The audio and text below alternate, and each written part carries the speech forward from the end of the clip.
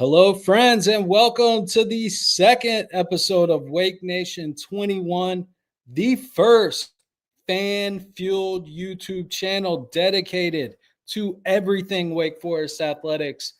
My name is Josh Shilton, and I am your humble fan host, hoping to build a greater base of Wake Forest sports related content on YouTube.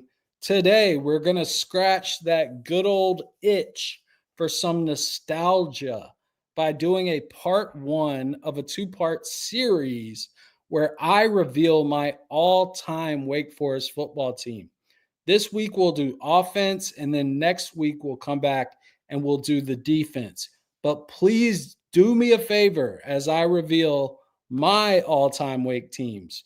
Remember, this is a subjective activity, and I am limited in the scope of history due to my age. Like, I don't remember watching some of the players back before I was even born. And that's where I need your support and your commentary.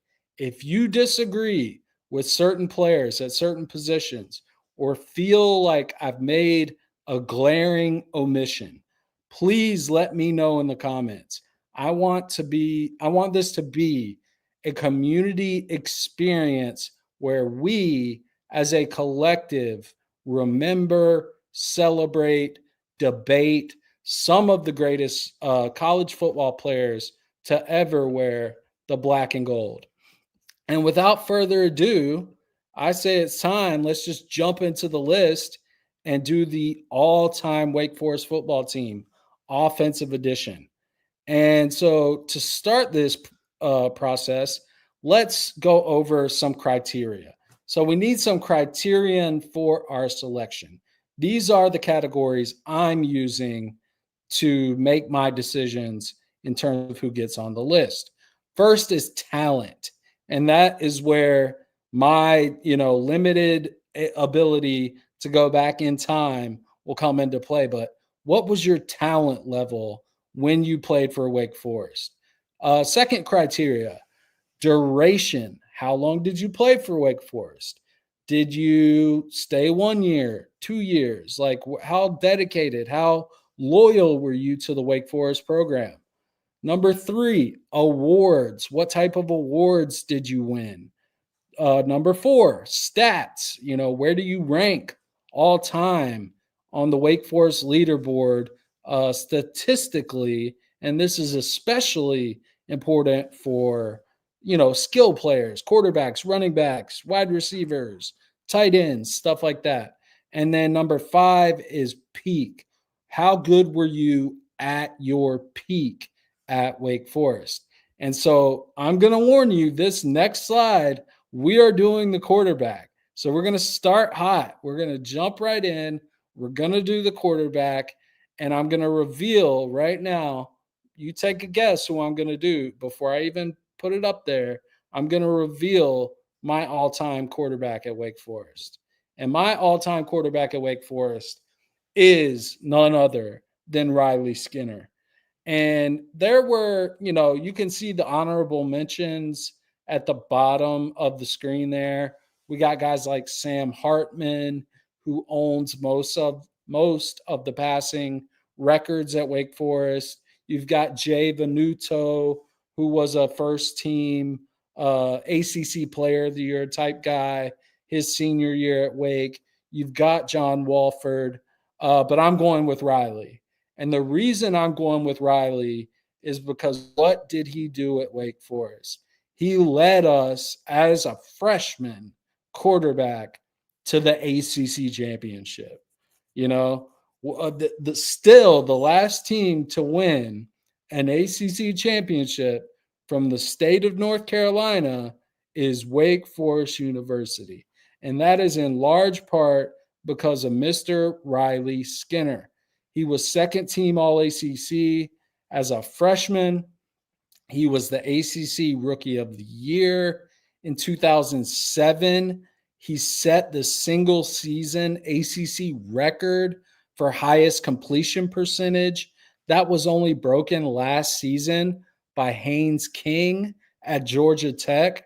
But I would argue that Haynes King especially the latter half of the season last year, was only a part-time quarterback. He was kind of a gadget quarterback. And so as a starting full-time quarterback, I say that record still belongs to Riley. He threw for over 2,000 yards all 4 years of his career at Wake. He took us to 3 bowl appearances in 4 years at Wake at the height of the Jim Grobe era. And he has a record of 31 wins at Wake Forest as a starter. Now, Sam Hartman did break that record, but he had 5 years to do it. He had 5 years to do it. And so, as a 4-year player at Wake Forest, Riley Skinner is the greatest winning quarterback in Wake Forest history, which is why I think he deserves to be the all-time quarterback for Wake Forest. Next, let's go to running back. At running back, I do not think this is very disputable. You might have some other guys that you think might fit this position, but I think Chris Barclay, I don't think it's close. I think this is undisputed, inarguable. Chris Barclay is the greatest running back in Wake Forest history. He was the ACC Player of the Year in 2005. He's Wake Forest's all-time leader in rushing yards and rushing touchdowns and career scrimmage yards. He ran for over 1,000 yards in his last 3 seasons as a Deke. Even as a freshman, Chris Barclay ran for over 700 yards and 9 touchdowns. He's a member of the Wake Forest Sports Hall of Fame. And you can see my honorable mentions. We've got James McDougald, who ironically I went to high school with his son. We've got Kenneth Walker, who, the reason I put Kenneth as an honorable mention, even though he only played 2 years at Wake and wasn't even like a full-time player at Wake, he was splitting the backfield. It's just like the talent, right? Like his talent level in terms of people who have worn a jersey for Wake Forest and gone out there on that football field, Kenneth Walker might be the most talented athlete and football player to ever play at Wake Forest. But he only played 2 years.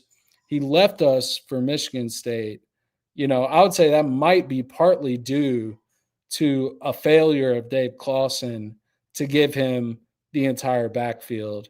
As great as, guys like Christian Beal Smith were, we should have been riding Walker for 25 carries a game.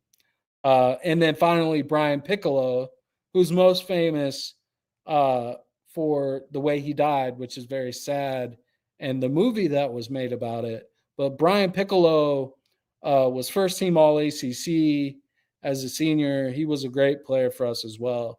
But Chris Barclay, to me, he's kind of like, it kind of reminds me of Randolph Childress, right? Not in terms of like what they did as a winner, because Randolph took us to an ACC championship, but in terms of being an anomaly, like Chris Barclay didn't have much of an NFL career in the same way that Randolph Childress didn't have much of an NBA career. But for some reason, it didn't work out at the next level, but at the college level, these guys were some of the greatest players to ever play for Wake Forest and some of the greatest players in ACC history. So I think Chris Barclay is almost inarguable as the greatest running back in Wake Forest history. Next, we're going to do fullback. I know there's not a lot of fullbacks still out there in college these days. We have wings, we have H-backs, we have tight ends that motion into the backfield and become fullbacks, but we don't have full-time fullbacks these days.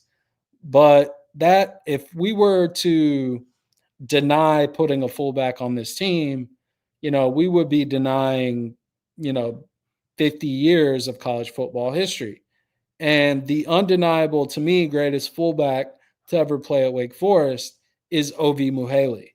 Ovi Muhele was unleashed his senior year. For whatever reason, the coaches, they gave him some carries during his first 3 seasons, but it was like a light bulb, turned on his senior year. And they were like, maybe when we get close to the goal line, maybe we should give it to this monster and let him score 12 touchdowns, which he did in 2002, which led him to become the first team All ACC in 2002. His peak meter puts him as the all-time greatest fullback in Wake Forest history. He was the number 1 rated fullback going into the 2003 NFL draft. He was a 2-time Pro Bowler in the NFL, played for the Ravens, which is mostly what I remember him for in terms of his pro career, and for the Falcons. He's in the Wake Forest Sports Hall of Fame. And our honorable mention for fullback is Mr. Tommy Bohannon, who I'm sure many of you fondly remember, playing fullback for us in the late 09 through 2012 season, and went on to have a bit of an NFL career himself. But Ovi Muhele, to me, is the number 1 fullback of all time at Wake Forest. So next, we're going to go to tight end. And this is going to be controversial. And I apologize for that. I know he played wide receiver at Wake. I know he didn't play tight end at Wake Forest. But I put him at tight end. And there's a reason for that. The reason I put him at tight end is because he played 12 seasons in the NFL as a tight end. He had a tight end skill set. We just used him as a big receiver. And putting him at tight end allows me to add some more receivers to this team that I might not otherwise. But he is 3rd all time in receptions at Wake. He's 3rd all time in receiving yards at Wake. He's 8th all time in receiving touchdowns. He was a 2-time All ACC second team member in 96 and 98. He's in the Wake Forest Sports Hall of Fame. I talked about his NFL career a little bit. And our honorable mention is Cam Serigne, who had a nice career for us in the teens not too long ago, about 10 years ago. A nice career for us and an All ACC selection himself. But I had to put Desmond Clark as the all-time tight end for Wake Forest, even though he played receiver. If you don't like that, put it in the comments and we can talk about it. But I put him as our tight end. Wide receiver 1 for us. I'm going with Ricky Proehl. Now I'm too young. I was born the year Ricky Proehl was a freshman at Wake Forest. So I did not get to see Ricky Proehl play at Wake Forest. But I did get to watch him play in the NFL.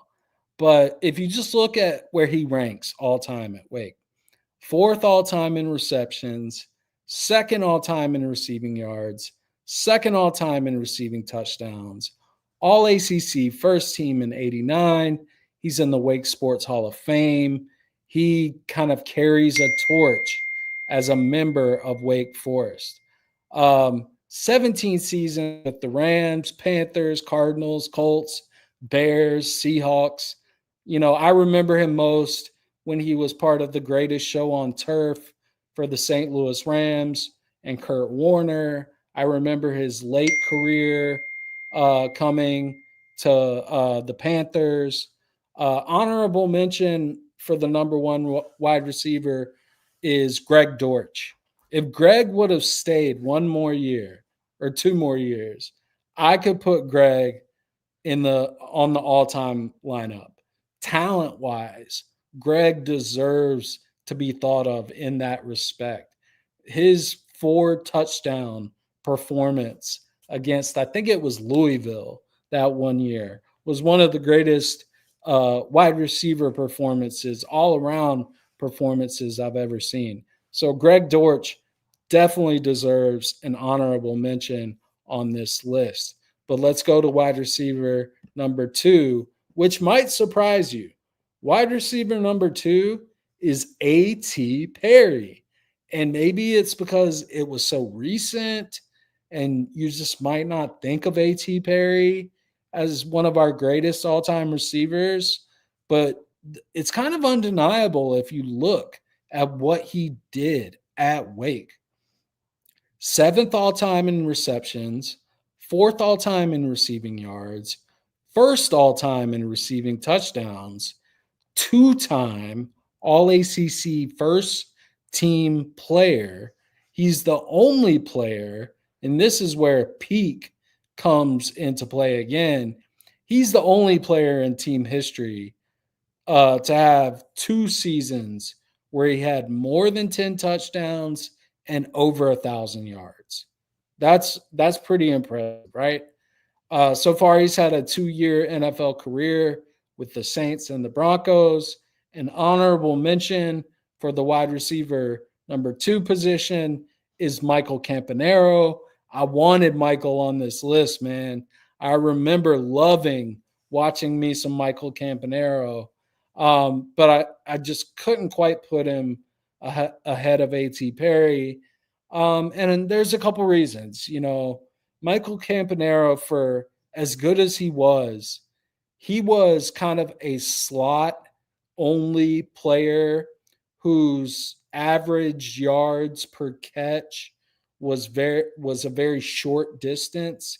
He has the most catches all time at Wake, but he wasn't producing a lot of yards. He wasn't producing a lot of touchdowns.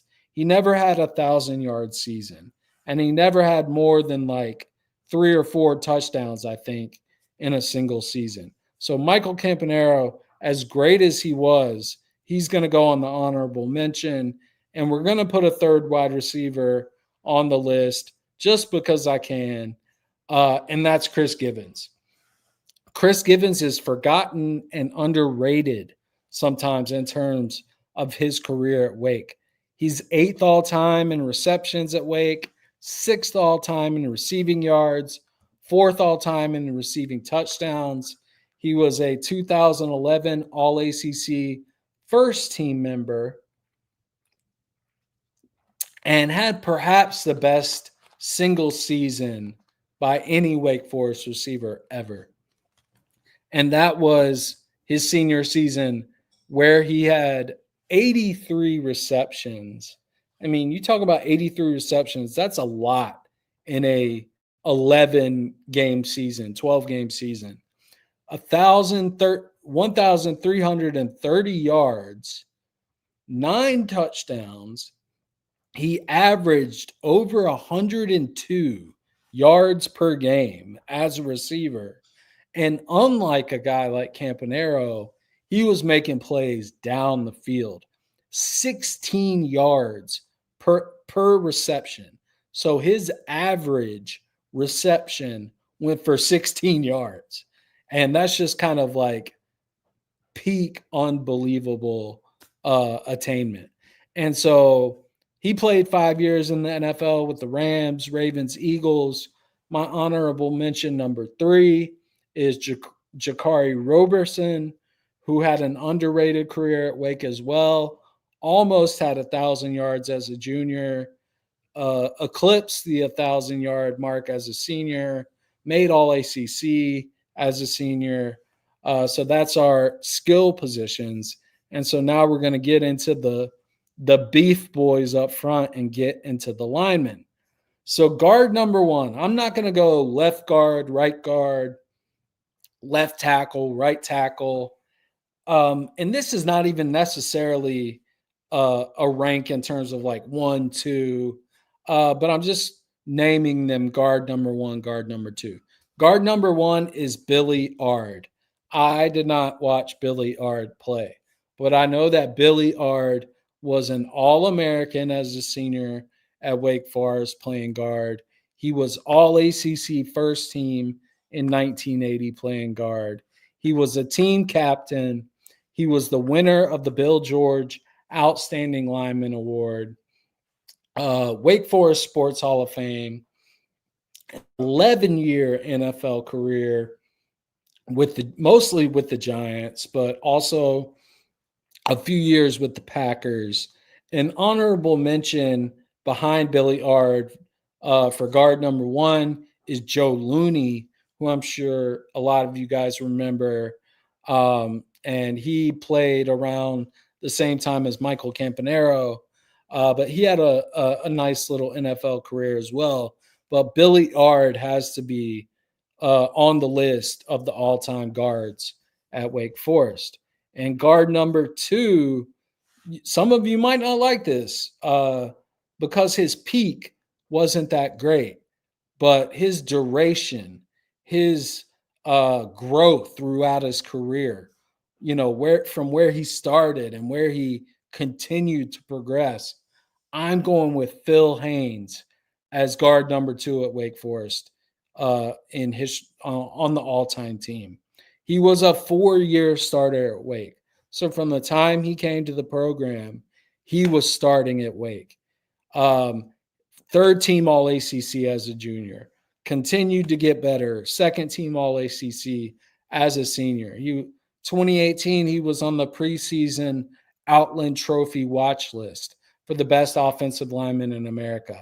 He made the 2018 AP All Bowl team, which basically means out of all the players who played in all the bowls that season, he graded out as one of the two best guards out of all the players in all the bowls in those games.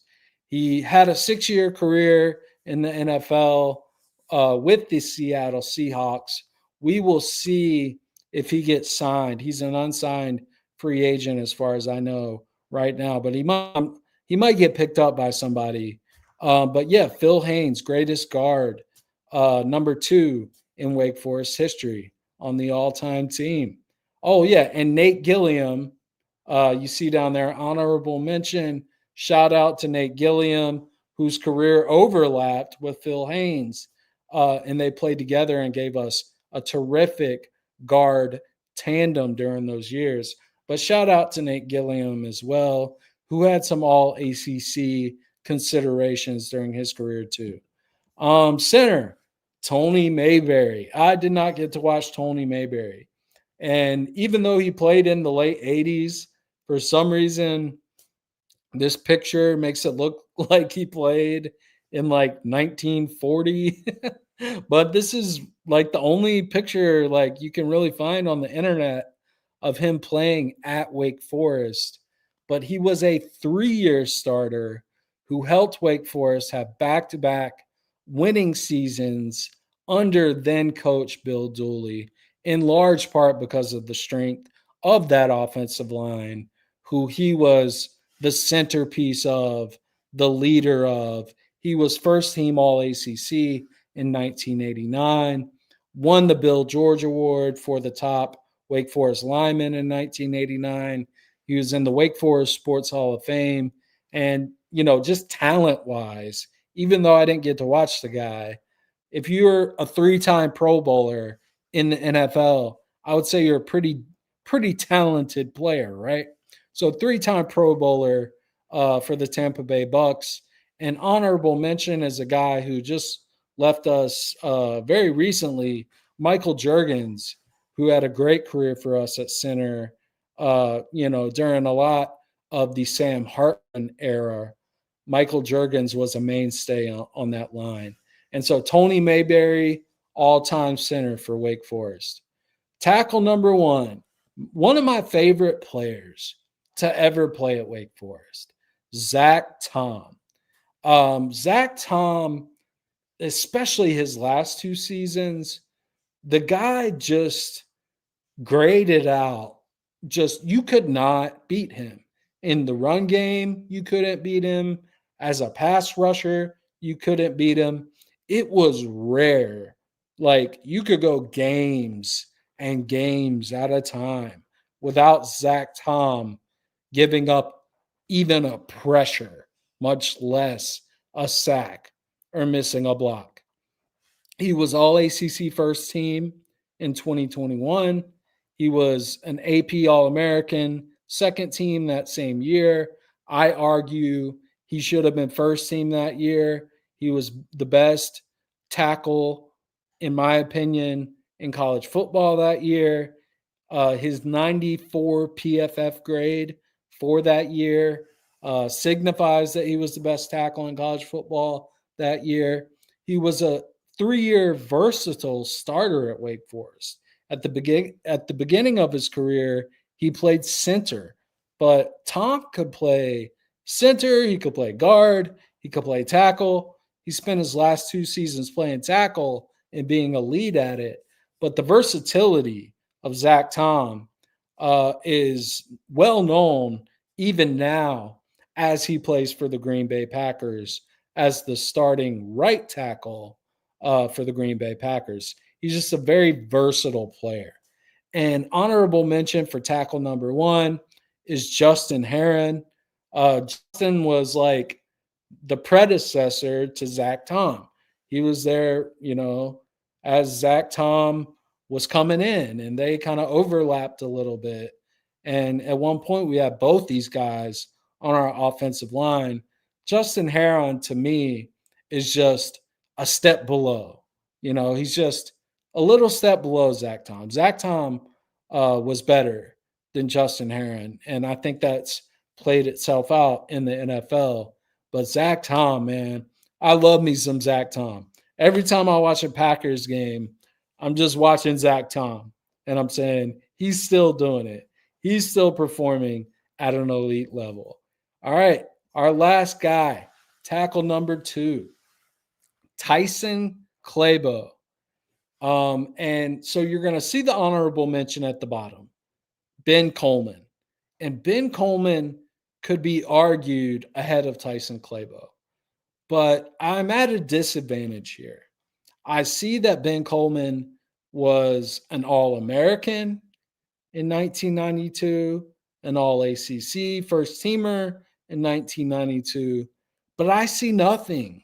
I can't even see that he even played in, besides just being on the roster in 89, 90, and 91. I see nothing about him. And so I just don't know.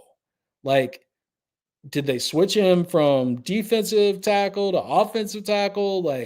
I don't know what happened, but Ben Coleman, who had a nice NFL career himself, was a 1-year wonder in terms of what I know about him.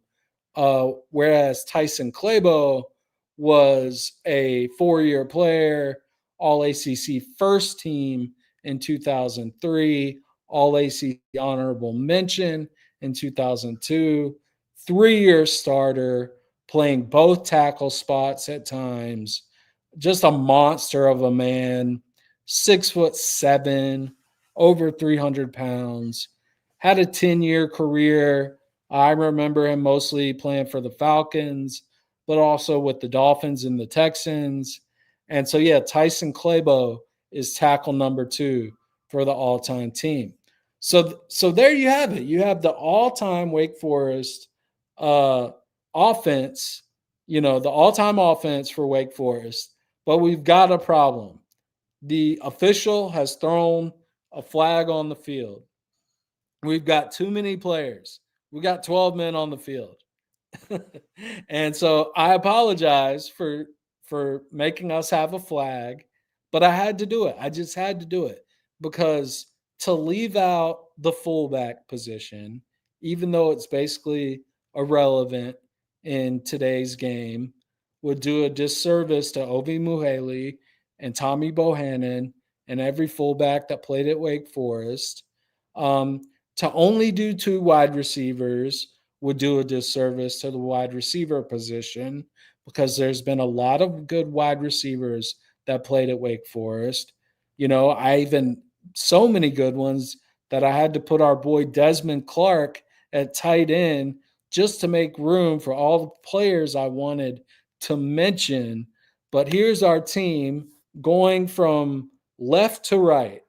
We've got Chris Givens on the left, number 2. We got number 88, Ricky Prohl. We've got number 50, Zach Tom. We've got number 78, Billy Ard. We've got number 55, Tommy Mayberry. We've got number 74, Phil Haynes. We got number 77, Tyson Clabo. We've got 83, the most versatile slot, big slot tight end / receiver in Desmond Clark. On the far right, the wideout, we have A.T. Perry just bringing in touchdowns. And then at quarterback, we've got Riley Skinner. We've got the beast, Obi Muhaley. And we have perhaps the greatest offensive player to ever play at Wake Forest, Chris Barclay, as our running back. And so those of you who've made it this far, I just want to thank you for watching this video. Please hit the like button. Please subscribe to the channel if you enjoyed this content, and make comments. Let me know the players you like. Let me know if you have a favorite player who might not be the best player to play at Wake. Let me know what I missed. But otherwise, I'll see you next week, and we'll do the defense. And it'll be fun because I've been thinking hard about the defense, and it's going to be tough making some of the cuts that I'm going to have to make for the defense. But thanks again for watching. We'll see you next time, and peace.